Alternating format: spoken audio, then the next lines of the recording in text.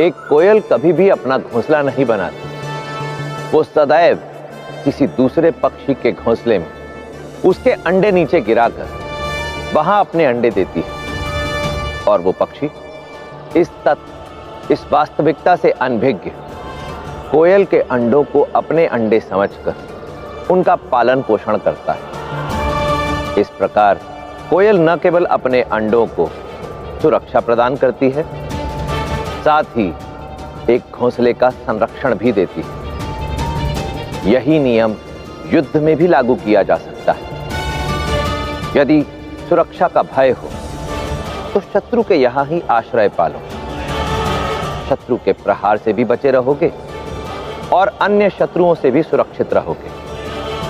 और फिर उचित अवसर आने पर घात लगाकर शत्रु को परास्त कर दो। स्मरण रहे, कभी कभी छिपकर किया गया वार सीधे किए गए वार से अधिक लाभदायक सिद्ध होता है। किसी भी युद्ध में सबसे अधिक शक्तिशाली और घातक कौन सा वार होता है? युद्ध में सबसे प्रभावशाली और घातक वार होता है शत्रु के आत्मविश्वास पर। और इसके लिए आवश्यक है शत्रु के अहम को चोट पहुंचाना। क्योंकि जब किसी भी व्यक्ति के अहम को चोट पहुंचती है तो क्रोध में आकर वो अपना विवेक खो बैठता है, सुध बुध खो देता है और आवेश में ऐसे निर्णय ले लेता है जो स्वयं उसकी पराजय का कारण बनते हैं और आपकी विजय का। इसलिए स्मरण रहे, अहम पर की गई चोट किसी भी शस्त्र, किसी भी अस्त्र से की गई चोट से अधिक घातक सिद्ध होती है।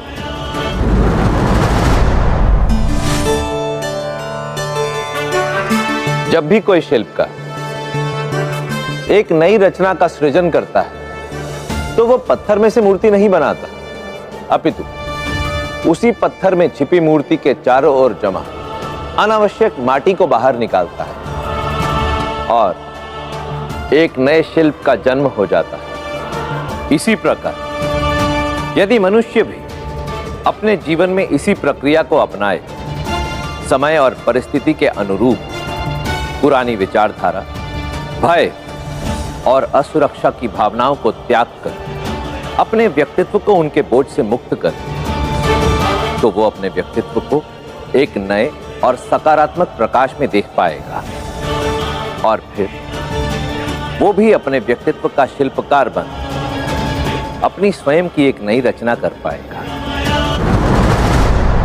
सहस्त्रों वर्ष पूर्व किसी व्यक्ति ने ऐसे दो साधारण पत्थरों को घिसकर अग्नि उत्पन्न करने का प्रयास किया होगा।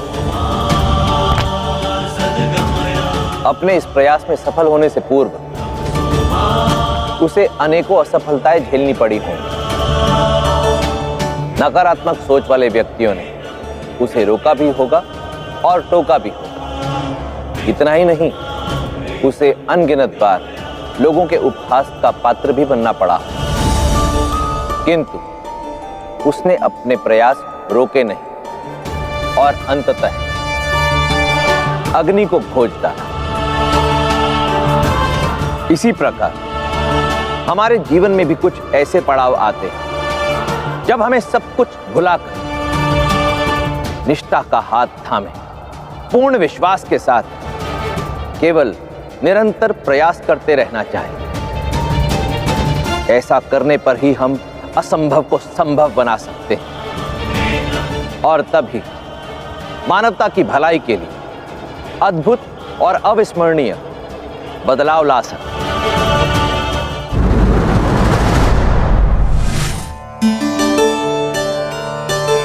ये बात तो हम सभी जानते हैं कि चींटियां झुंड में रहती हैं, पर क्या कभी सोचा है ऐसा क्यों होता है? क्योंकि वो एकता की शक्ति को पहचानती हैं, इसलिए एक संगठन के रूप में कार्य करती हैं। फिर वो चाहे भोजन एकत्रित करना हो या घर बनाना, सब कार्य साथ में मिलजुल कर करती हैं। इसीलिए अत्यंत सूक्ष्म प्राणी होने के उपरांत भी विषम से विषम परिस्थितियों में जीवित रहे इसी प्रकार यदि मनुष्य भी एकता की शक्ति को जान संगठित होकर कार्य करे तो समस्या चाहे भूख प्यास की हो या फिर बात चाहे जीवन और मृत्यु पर ही क्यों ना बन आए, विजय हर हाल में संभव है। आवश्यकता है तो केवल एकता की शक्ति को पहचानने।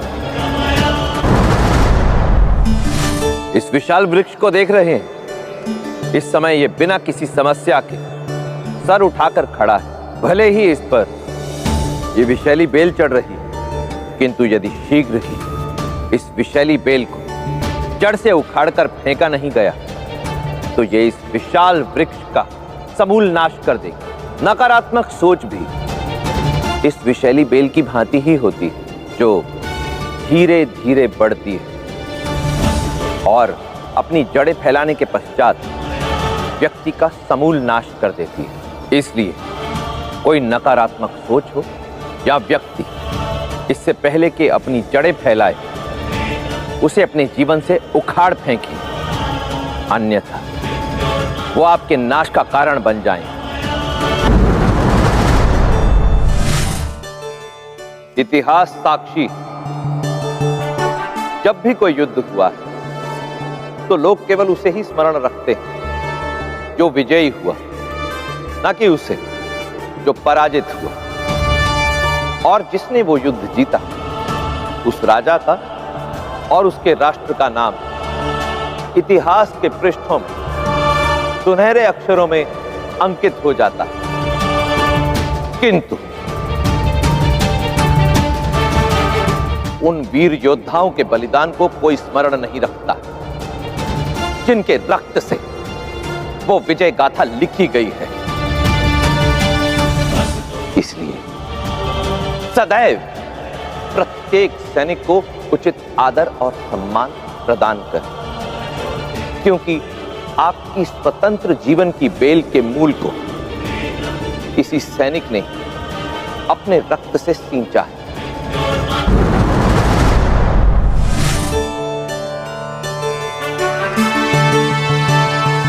यदि मैं इस विष को इन भिन्न भिन्न पात्रों में डाल दूं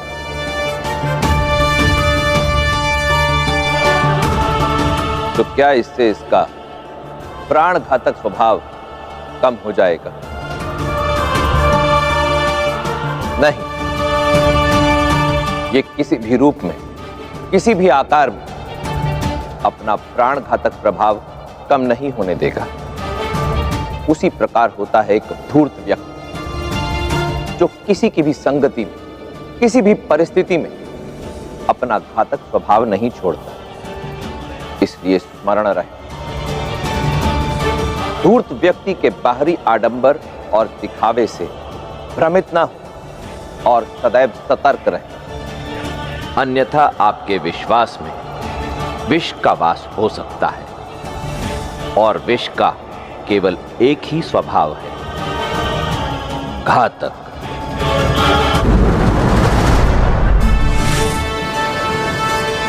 सागर की ये लहरें आकाश में स्थित चंद्रमा के अनुसार घटती या बढ़ती रहती हैं। इनकी तीव्रता दूर स्थित उस चंद्रमा पर निर्भर करती है। वो चंद्रमा जो दिन के प्रकाश में दिखाई भी नहीं देता, परंतु फिर भी इन लहरों को निरंतर प्रभावित करता रहता है। इसी प्रकार यदि आप भी किसी लक्ष्य की प्राप्ति करना चाहते हैं तो आवश्यक नहीं कि आप वहां व्यक्तिगत रूप से उपस्थित हैं। कई बार आपकी सकारात्मक ऊर्जा ही पर्याप्त होती है उस कार्य को सफलतापूर्वक संपन्न कराने के लिए। स्मरण रहे, यदि आपकी मंशा और निष्ठा सच्ची हो तो आप भी चंद्रमा की भांति अपना प्रभाव दूर से ही छोड़कर बड़े से बड़े लक्ष्य को प्राप्त कर सकते हैं।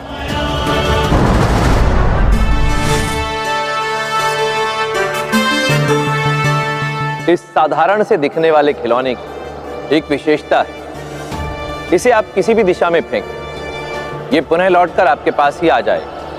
मनुष्य का कर्म फल भी इस खिलौने की भांति ही होता है, जो मनुष्य की करनी के फलस्वरूप किसी ना किसी दिशा से किसी ना किसी स्वरूप में, किसी ना किसी प्रकार से पुनः लौटकर उसके पास अवश्य आता है। इसलिए यदि श्रेष्ठ कर्म किए तो कर्मफल आपको पुरस्कृत करेगा और बुरे कर्म सदैव दंड की भांति आपको पीड़ा देंगे। इसलिए आवश्यक कि अपने कर्म पर ध्यान दें।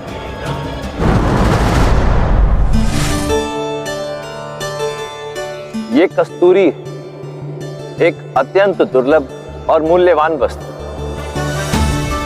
आप सबने कस्तूरी मृग के विषय में तो अवश्य सुना ही होगा, जो अपनी ही कस्तूरी से अनभिज्ञ रहता है और जीवन भर उसे ढूंढता हुआ यहां वहां भटकता रहता है और ऐसे ही एक दिन भटकते हुए किसी अन्य पशु का शिकार हो जाता है। प्रजा भी उसी कस्तूरी मृग की भांति होती है, स्वयं ही शासक का चुनाव करती है, उसे शक्ति प्रदान करती है और फिर अपनी स्वयं की शक्तियों को भुलाकर उसी शासक के हाथों शोषित होती रहती है।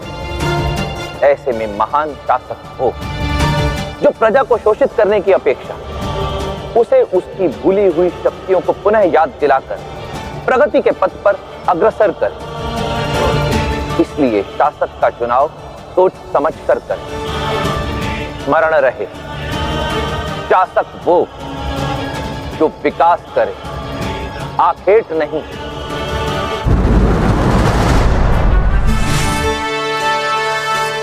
यत्र नारयस्तु पूजयन्ते रमन्ते तत्र देवता, यत्र इतास्तुने पूजयन्ते सर्व अस्तत्र फलः क्रिया।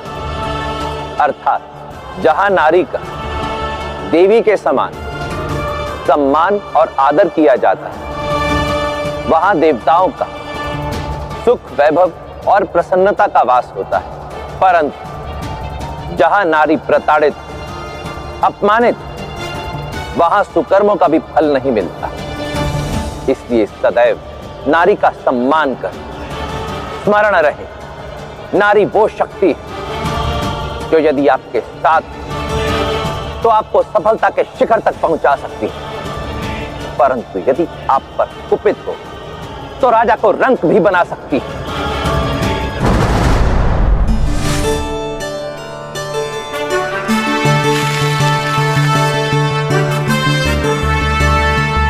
माटी के कण यदि नेत्रों में चले जाएं, तो कुछ क्षण के लिए हमसे हमारी दृष्टि छीन लेते हैं और यदि समय रहते माटी के कण को नेत्रों से निकाला ना जाए तो नेत्रों में घाव भी हो सकता है। पर यही माटी का कण जब सीप में जाता है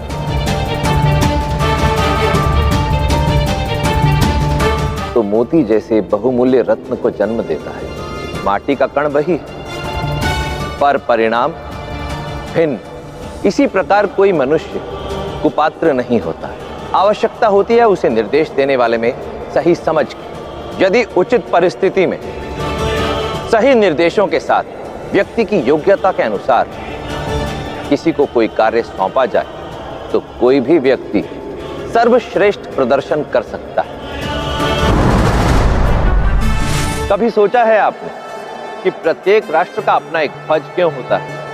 इसलिए क्योंकि एक ध्वज केवल एक राष्ट्र के गौरव का प्रतीक ही नहीं होता, अपितु उसकी विचारधारा का प्रतीक भी होता है। वो विचारधारा जो प्रजा से बनती है और इसी विचारधारा पर राष्ट्र की प्रगति, उन्नति और प्रजा की समृद्धि निर्भर करती है। इसलिए स्मरण रहे, यदि राष्ट्र में सकारात्मक बदलाव लाने तो प्रजा की विचारधारा बदलना भी आवश्यक है, क्योंकि श्रेष्ठ विचारधारा से एक श्रेष्ठ राष्ट्र का निर्माण संभव है। ढाल वो उपकरण जो स्वयं को धारण किए योद्धा को शत्रु के प्रत्येक प्रहार और वार से बचाती है। इसीलिए तो प्रत्येक योद्धा ढाल को अत्यंत सम्मान की दृष्टि से देखता है और जहां तक संभव हो सके इसे अपने निकट ही रखता है। जीवन में एक सच्चा मित्र भी ढाल की भांति ही होता है, जो अपने मित्र पर किए गए प्रत्येक वार को ढाल की भांति रोककर उसे सुरक्षित करता है, यहां तक कि अपने प्राणों का बलिदान देने में भी संकोच नहीं करता। इसलिए सच्चे मित्र और उसकी मित्रता को जीवन में सर्वोपरि सम्मान देना चाहिए, क्योंकि यदि ढाल शत्रु के प्रहार को रोकेगी नहीं तो योद्धा की तलवार शत्रु को धराशायी कैसे करेगी। वन में सूखा पड़ने पर यदि जल का केवल एक ही स्रोत शेष रह जाए तो सभी वन्य पशु उसी स्रोत को अपनी जीवनधारा मानने पर विवश हो जाते हैं और उस परिस्थिति में शिकारी हो या शिकार एक साथ परस्पर सहयोग और सौहार्द के साथ रहने पर विवश हो जाते हैं। सिंह और हिरण एक ही घाट से पानी पीते हैं, क्योंकि यदि वो ऐसा नहीं करेंगे तो इस संकट को झेल नहीं पाएंगे। इसी प्रकार राजनीति में भी कभी कभी अपनी सुरक्षा के लिए या दूसरे शब्दों में कहूं तो अपने अस्तित्व के लिए हमें अपने सबसे बड़े शत्रु से संधि करनी पड़ जाती है, क्योंकि यदि आप आज जीवित रहेंगे तभी तो कल युद्ध करके विजय प्राप्त कर पाएंगे।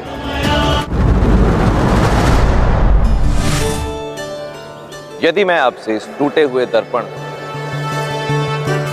पुनः जोड़ने के लिए कहूं तो आप चाहे कितने भी प्रयास क्यों ना करें, परंतु इस दर्पण को पुनः इसके वास्तविक स्वरूप में नहीं ला पाएंगे। विश्वासघात की चोट से टूटे हमारे संबंध भी इस दर्पण की भांति हो जाते हैं। उनके टुकड़े टूटे कांच की भांति मन में चुभते रहते हैं और उस संबंध में रहने वाले प्रत्येक व्यक्ति को पीड़ा पहुंचाते हैं।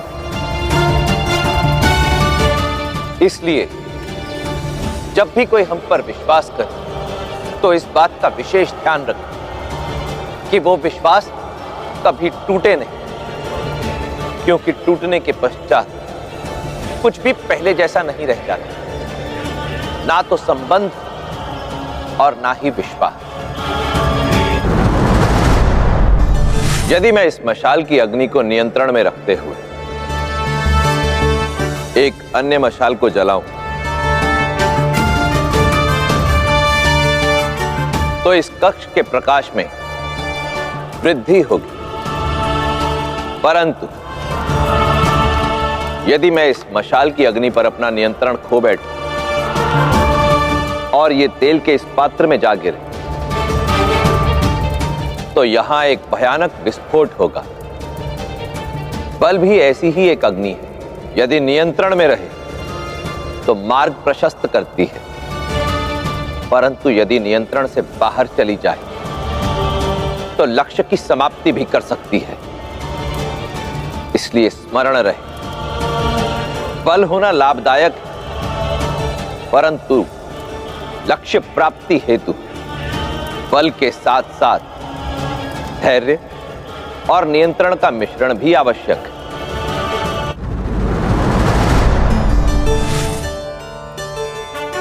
हमारे देश में अनेक देवियों की आराधना होती है, उन्हें पूजा जाता है, परंतु हमारे ही देश में अधिकांश स्थानों पर नारी को वही आदर और सम्मान प्राप्त नहीं, और ऐसा वर्षों से चली आ रही उस सोच के कारण है जो ये कहती है कि नारी दुर्बल है और पुरुष श्रेष्ठ।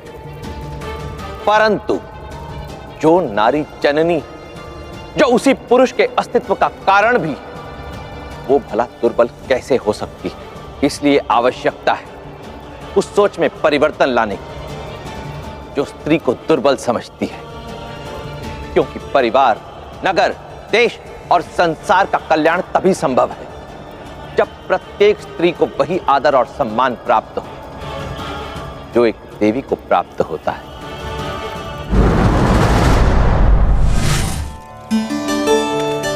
जिस प्रकार ये फूंकनी इस चूल्हे की अग्नि को और बढ़ाती है, उसी प्रकार व्यक्ति के जीवन में प्रशंसा एक ऐसा साधन होती है जो हमारे मनोबल को बढ़ाती है, परंतु यदि उचित मात्रा और विधि का प्रयोग ना किया जाए तो यही फूंकनी चूल्हे की अग्नि को इतना बढ़ा देगी कि सब कुछ जलकर भस्म हो जाए। इसी प्रकार जीवन में भी आवश्यकता से अधिक प्रशंसा हमारी दृष्टि पर एक आवरण रख देती है, हमें वास्तविकता दिखाई देनी बंद हो जाती है। इसलिए अपने प्रशंसकों से सतर्क रहें, क्योंकि हर बार उनका लक्ष्य आपका मनोबल बढ़ाना नहीं, आपका अस्तित्व मिटाना भी हो सकता है।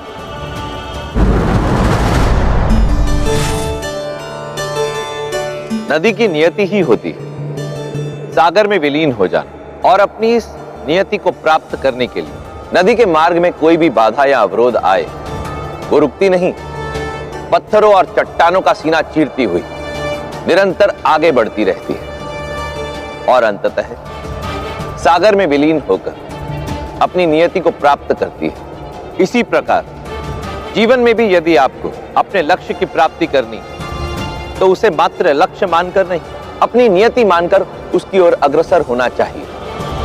तभी आप अपने लक्ष्य की प्राप्ति के लिए वही एकाग्रता और निष्ठा रख पाएंगे जो नदी सागर में विलीन होने के लिए रखती है, और अपने मार्ग में आने वाले प्रत्येक बाधा और अवरोध को पार कर अपने लक्ष्य, अपनी नियति को प्राप्त कर पाएंगे। सीखी हुई कोई भी विद्या कभी व्यर्थ नहीं जाती, इसलिए मैं सदैव भिन्न भिन्न विद्याएं और ज्ञान अर्जित करने के लिए सज्ज रहता हूं। इस पात्र को देख रहे हैं आप, यदि मुझे इस पात्र का उपयोग करना है तो मुझे इसकी क्षमता का ज्ञान होना आवश्यक है। उसी प्रकार मनुष्य जीवन में भी किसी व्यक्ति विशेष पर निर्भर करने या उस पर विश्वास करने से पूर्व ये जान लेना चाहिए कि उसकी क्षमता क्या है, उसकी शक्तियां क्या है और उसकी सीमाएं क्या हैं। क्योंकि ये सब जाने बिना यदि किसी को अपना विश्वास पात्र बनाया तो कदाचित इस पात्र की भांति वो व्यक्ति भी आपके जीवन में सहायक सिद्ध नहीं होगा और आपके विश्वास को व्यर्थ कर देगा। परिस्थितियां कितनी भी विषम क्यों ना हो जाएं, मार्ग में कितने भी अवरोध क्यों ना आए, परंतु मातृभूमि की स्वतंत्रता के लिए तुम अथक निरंतर आगे बढ़ते रहना, आगे और केवल आगे।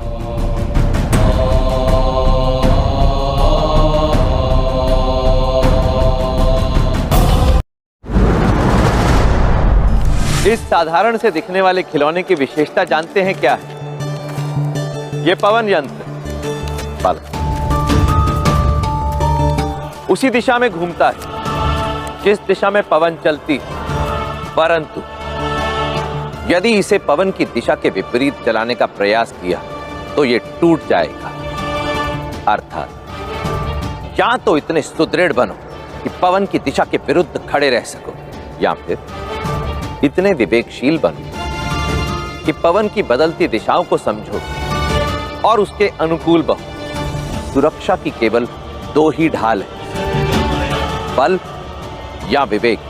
या तो बलशाली बनकर शत्रु की चुनौती का सामना करो और विजय प्राप्त करो, या फिर विवेक से परिस्थिति को अपने अनुरूप ढाल लो। नीतियां मेरी, नियति आपकी। वन में कभी किसी पशु को दूसरे का शिकार करते हुए देखा है? शिकारी की सफलता या असफलता एक अत्यंत महत्वपूर्ण कारण पर टिकी होती है, आकस्मिक आघात। यदि शिकार को पहले से ही अनुमान हो जाए कि शिकारी की दृष्टि उस पर पड़ चुकी है और वो उसके लिए घात लगाए बैठा है, तो वो सतर्क होकर बच निकलने में सफल हो जाए। जीवन में भी इसी प्रकार हमारे शत्रु पर हमारे वार की योजना की सफलता और असफलता इसी महत्वपूर्ण तत्व पर टिकी होती है कि हमारा वार आकस्मिक रूप से किया गया है या हमारे शत्रु को उसका अनुमान पहले से ही हो चुका है। स्मरण रहे, आपकी योजना भले ही कितनी ही श्रेष्ठ क्यों ना हो, परंतु यदि आपके शत्रु को उसका अनुमान पहले से ही हो गया तो सफलता कभी हाथ नहीं आएगी।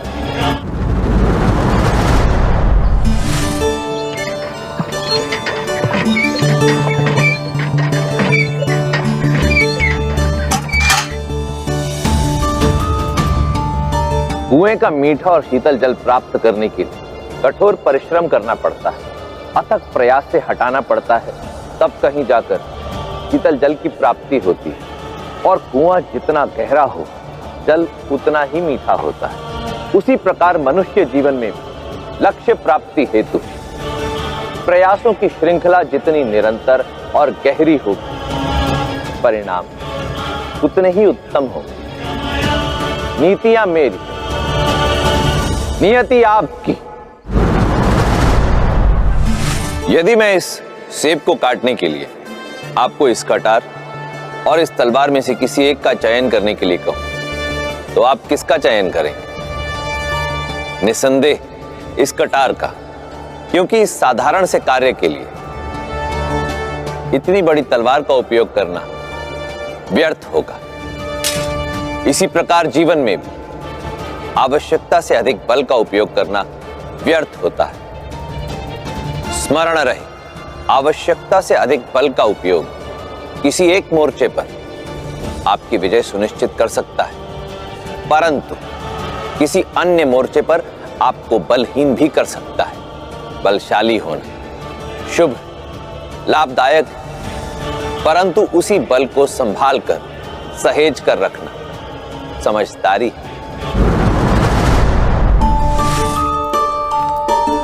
इस मशाल को देख रहे हैं आप, अपने आप में इसका प्रकाश इतना सक्षम भी नहीं कि इस कक्ष में छाए अंधकार को मिटा सके, परंतु जब इसी मशाल से हम कई अन्य मशालों को भी प्रज्वलित करते हैं तो इतना प्रकाश उत्पन्न होता है कि केवल ये कक्ष ही नहीं, समूचा घर जगमगा जाए। कुछ ऐसी ही होती है साहस की चिंगारी, जो आरंभ तो होती है किसी एक से, परंतु जब अन्य में जाती है तो इतना प्रकाश उत्पन्न करती है कि अन्याय के गहन से गहन अंधकार को मिटा देती है।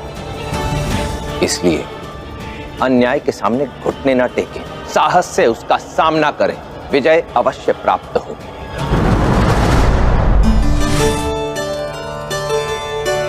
ये मुद्राओं का पुंज देख रहे हैं आप। यदि मैं इस पुंज में से ऊपर से ये एक मुद्रा निकाल लूं, तो भी ये पुंज ज्यों का त्यों अटल अडिग खड़ा रहेगा। परंतु यदि ऊपर के स्थान पर मैं एक मुद्रा नीचे से निकालूं, तो मुद्राओं की ये इमारत क्षण भर में ढेर हो जाएगी। अर्थात एक छोटा एवं सरल प्रयास कई बार अत्यंत घातक सिद्ध होता है। आवश्यकता होती है केवल शत्रु के मर्म स्थल पर सटीक चोट करने की। इस पहिए को देख रहे हैं आप। इस समय इसकी ये कड़ी ऊपर, गति मिलने पर पहली कड़ी का स्थान दूसरी, फिर तीसरी, चौथी और फिर एक एक करके अन्य कड़ियां अपने से पहले वाली का स्थान ले लेती हैं और ये निरंतर गतिमान रहता है। साम्राज्य में भी इस चक्र की भांति परंपरा का कर्म चलता है। एक राजा के पश्चात उसका बेटा ही राजा बनता है। इसमें कोई बुराई नहीं है, किंतु शर्त यह है कि राजा का बेटा भी उतना ही योग्य शासक हो, उतने ही सुचारू रूप से साम्राज्य का कार्यभार संभाल सके। अन्यथा इसका मूल्य चुकाना पड़ता है प्रजा को। इस कुचक्र के नीचे कुचली जाती है निर्दोष प्रजा और उसका भविष्य। ऐसे में इस कुचक्र को रोकने का केवल एक ही मार्ग रह जाता है।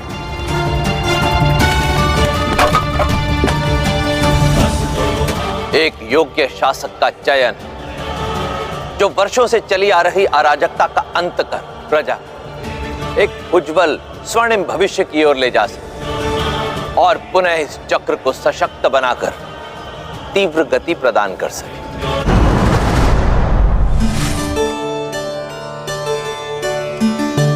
पहचान।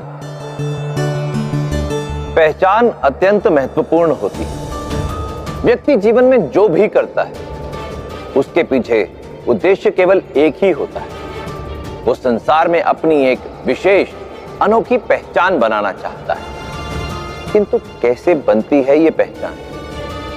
यहां यह स्मरण रखना अत्यंत आवश्यक है कि व्यक्ति की पहचान उसके नाम, जाति, वर्ण, व्यवसाय से नहीं, उसके कर्म से बनती है। इसलिए श्रेष्ठ कर्म करो। यदि ऐसा किया तो संसार की अपार भीड़ में भी आपकी एक विशेष पहचान बनी रहे। किसी भी प्रतियोगिता में भाग लेने वाले प्रतियोगी का उद्देश्य स्पष्ट होता है, उसमें विजय प्राप्त करना। किंतु जीवन में कभी कभी बड़ी विजय प्राप्त करने के लिए हमें छोटी छोटी पराजय स्वीकारनी होती है, क्योंकि वही उस समय और परिस्थिति की मांग होती है। इसलिए स्मरण रहे, हर एक पराजय लक्ष्य प्राप्ति के मार्ग में अवरोध नहीं होती, कुछ सीढ़ियां बनकर आपको अपने लक्ष्य के और निकट ले जाती है। नीतियां मेरी, नियति आपकी। पारस पत्थर की एक विशेषता होती है कि वो जिस वस्तु को स्पर्श करता है उसे स्वर्ण में बदलकर अमूल्य बना देता है। इसलिए सभी पारस पत्थर को पाने के इच्छुक होते हैं। इसी प्रकार गुणवान व्यक्ति अपनी संगति से अपने साथ रहने वालों के जीवन को श्रेष्ठ बना देता है। इसलिए हम भी पारस पत्थर के समान यदि अपने जीवन में गुणी व्यक्ति को स्थान दें, जो अपने गुणों से हमारे व्यक्तित्व, हमारे जीवन को निखारें, तो विश्वास कीजिए हमारा जीवन भी अमूल्य बन सकता है। इस जल को देख रहे हैं आप, कितना शांत और स्थिर प्रतीत होता है, परंतु ये छोटा सा पाषाण भी इस जल की स्थिरता और शांति को भंग करने का सामर्थ्य रखता है। इसी प्रकार जीवन में भी आवेश में लिया गया एक निर्णय भी आपके जीवन की शांति और स्थिरता को भंग कर सकता है। इसलिए परिस्थितियां कितनी भी कठिन क्यों ना हो जाए, अपना संयम बनाए रखें और कोई भी निर्णय सोच विचार करके ही लें, तभी आप अपने जीवन में शांति और स्थिरता बनाए रखें। ईश्वर जाति और वर्ण देखकर प्रतिभा का वरदान नहीं देता।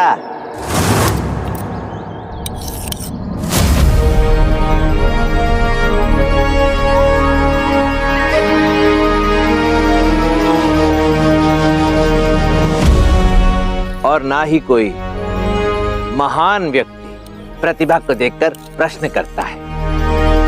दोनों ही, भगवान भी और महान व्यक्ति भी, प्रतिभाशाली व्यक्ति की ओर उदारता दर्शाते हैं।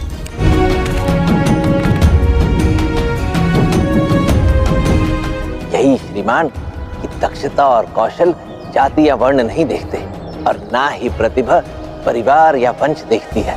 ये तो वो उपहार है जिसे ईश्वर देता है और व्यक्ति इन उपहारों के साथ ही जन्म लेता है इस संसार में, बिना ये जाने कि वो कौन है और क्या है। केवल व्यक्ति के कर्म, उसकी योग्यता और उसकी दक्षता ही व्यक्ति का वास्तविक परिचय होती है। शेष सब व्यर्थ है। नमक और चीनी दोनों ही देखने में एक समान लगते हैं, दोनों ही जल में भी आसानी से घुल जाते हैं।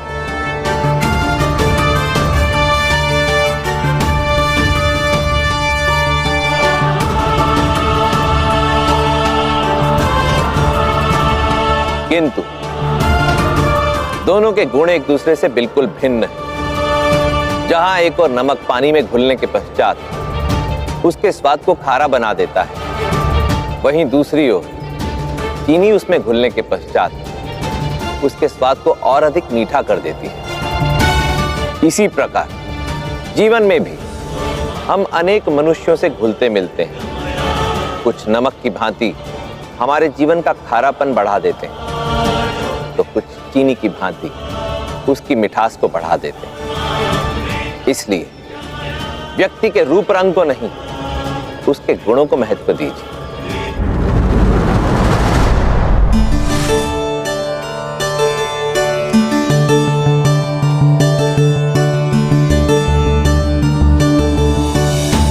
ये छोटा सा पौधा एक दिन एक विशाल वृक्ष बने, परंतु वृक्ष कितना भी विशाल क्यों ना, सिंचाई के लिए जल उसकी जड़ों को ही दिया जाता है, क्योंकि जड़ें जहां एक ओर वृक्ष की ऊंची से ऊंची डाली और पत्ते को सींचती, वहीं दूसरी ओर गहराई में जाकर उसके अस्तित्व को बनाए रखने में सहायक भी सिद्ध होती। इसलिए प्रत्येक मनुष्य को यह स्मरण रखना चाहिए कि जितना गहरा और दृढ़ उसका स्वयं पर विश्वास होगा, जितने निरंतर उसके प्रयास होंगे, उतनी ही ऊंची उसकी सफलता की सीढ़ी भी होगी। इस पत्ते को देख रहे हैं आप? जब अंकुर फूटता है तो ये अत्यंत कोमल और हरा होता है। फिर वर्षा ऋतु में वृक्ष के साथ साथ बढ़ता भी है, परंतु कड़ी धूप पड़ते ही अपना रंग बदलना आरंभ कर देता है और पतझड़ में तो वृक्ष का साथ भी छोड़ देता है। परंतु वृक्ष मरता नहीं, क्योंकि वो इस पत्ते के नहीं, अपनी जड़ों के भरोसे पर रहता है। इसी प्रकार जीवन में भी ऐसे व्यक्तियों से सावधान रहें जो परिस्थितियां देखकर अपना रंग बदलते हैं और दृढ़ विश्वास बनाए रखें केवल स्वयं पर। दीपक बुझने के पश्चात किसी काम का नहीं रहता, यही हमारी सोच होती है। परंतु इसमें बुझे हुए दीपक का कोई दोष नहीं, दोष है हमारे दृष्टिकोण का, क्योंकि दीपक बुझने के पश्चात भी अपने तले में काजल छोड़ जाता है।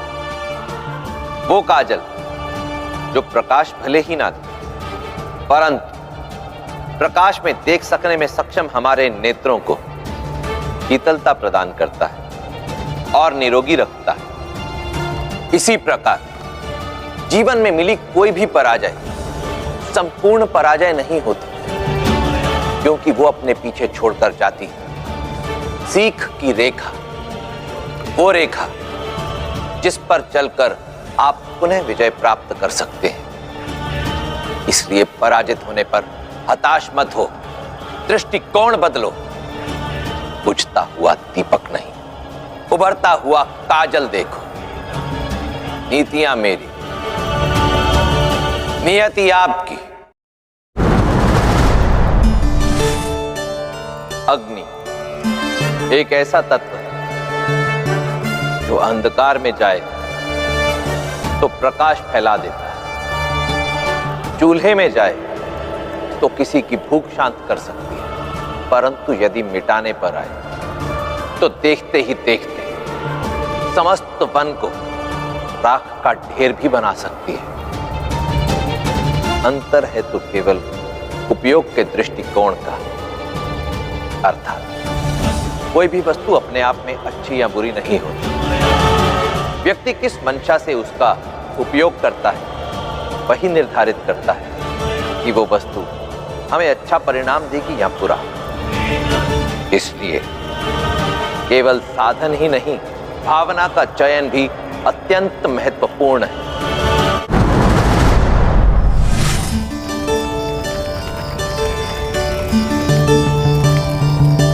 होलिका दहन प्रतीक है हमारी संस्कृति का, जो हमें यह बताता है कि बुराई पर अच्छाई की सदा विजय हुई थी।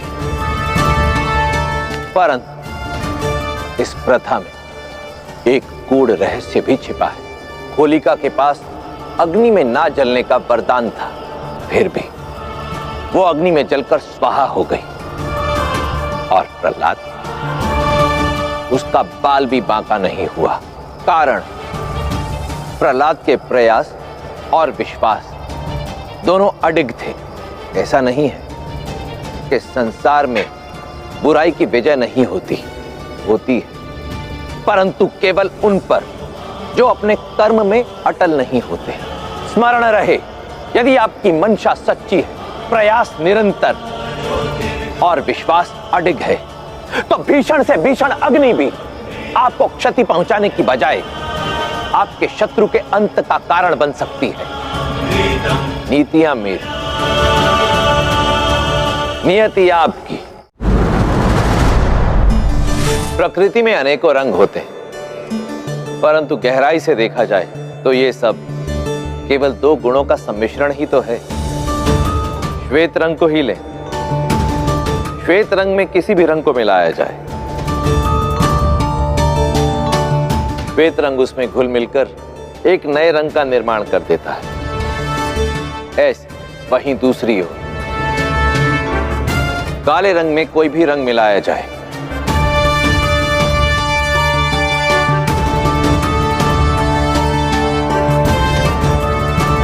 तो वो उस रंग के अस्तित्व को पूर्णतः मिटा देता है। यही अंतर होता है एक योग्य शासक और तानाशाह में। एक योग्य शासक श्वेत रंग की भांति अपनी प्रजा के साथ घुल मिलकर एक नवीन उज्जवल भविष्य का निर्माण करता है। वहीं दूसरी ओर एक तानाशाह काले रंग की भांति अपनी प्रजा, अपने राज्य की सारी ऊर्जा और संपत्ति का शोषण करके उनके अस्तित्व को पूर्णतः मिटा देता है। इसलिए किसी का भी अनुसरण करने से पूर्व एक योग्य राजा और तानाशाह के बीच का अंतर जानना अत्यावश्यक।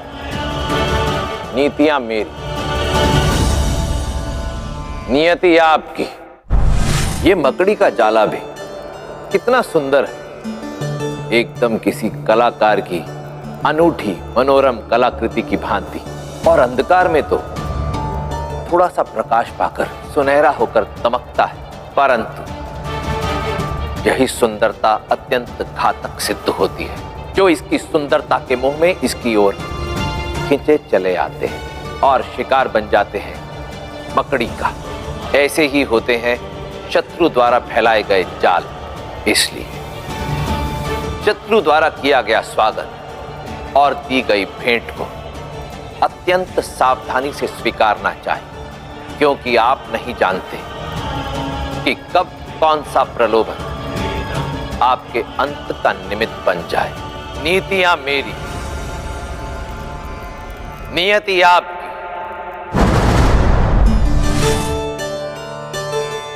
पर्वत की कठिन चढ़ाई चढ़ने में यह रस्सी अत्यंत सहायक सिद्ध होती है। न केवल यह हमें शिखर तक पहुंचने में सहायता करती है, फिसलने की स्थिति में हमें संभालती भी है। गुरु और शिष्य का संबंध भी कुछ ऐसा ही होता है। गुरु न केवल शिष्य का मार्गदर्शन करता है, कठिन समय आने पर उसकी सहायता भी करता है, परंतु जो इस रस्सी को शिखर पर पहुंचने के पश्चात त्याग देता है, वो गहरी खाई में ही गिरता है। इसलिए उस गुरु का सदैव आदर कर जिसने आपको सफलता के शिखर तक पहुंचाया है, क्योंकि उसका अपमान अथवा अनुपस्थिति आपको पुनः धरातल तक पहुंचा सकती है। नीतियां मेरी, नियति आपकी। शत्रु पर विजय प्राप्त करने के दो मार्ग हैं। पहला, शत्रु की शक्ति को घटा दो, और दूसरा, अपनी शक्ति को बढ़ा लो। किंतु दोनों ही योजनाओं में विजय तभी संभव है जब आपको शत्रु की शक्ति का उचित ज्ञान हो। स्मरण रहे, कोई भी युद्ध रणभूमि से पहले मन भूमि में लड़ा और जीता जाता है। प्रहार करने से पूर्व भली भांति विचार करो और तत्पश्चात ही अपनी योजना का पालन करो। नीतियां मेरी, नियति आपकी।